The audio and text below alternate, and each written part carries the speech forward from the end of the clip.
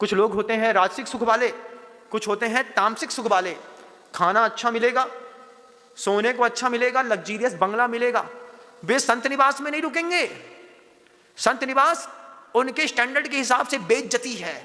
कहां रुकेंगे वो? अरे वो सेठ का बंगला था, सेठ के बंगले में महाराज विराजमान है।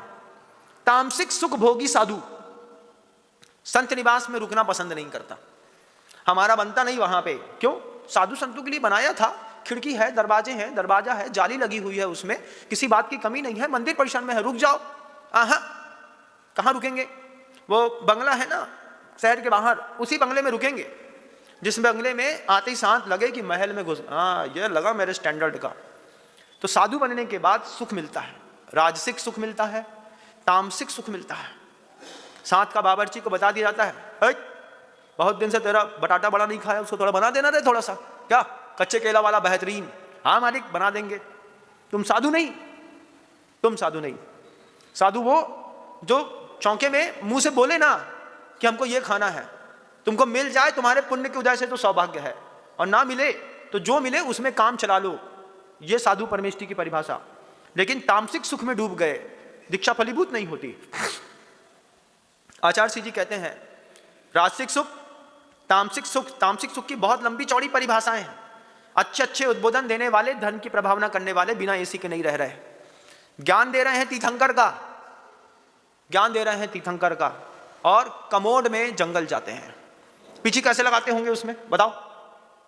कमोड में जंगल जा रहे हैं, पीछे कैसे लगाते हैं उसमें बताओ मुझे भाई, कोई तो समझाओ मुझे, थोड़ा ज्ञान दो, मैं भी तो सीखूं।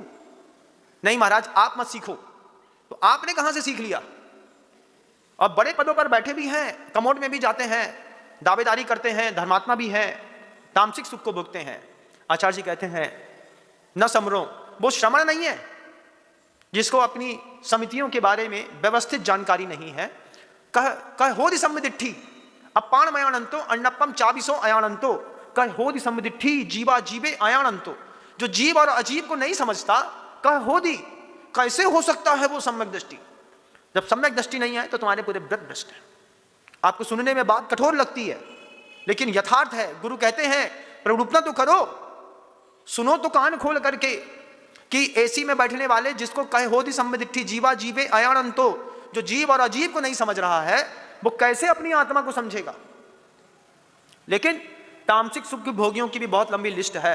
इस संसार में मिलेंगे बहुत सारे ऐसे लोग, राजसिक सुख वाले, तामसिक सुख वाले, गृहस्थ भी होते हैं और साधु भी होते हैं। अगर साधु ऐसा है नसो समणो, गृहस्थ ऐसा है तो उस गृहस्थ के साथ भी ऐसा ही है।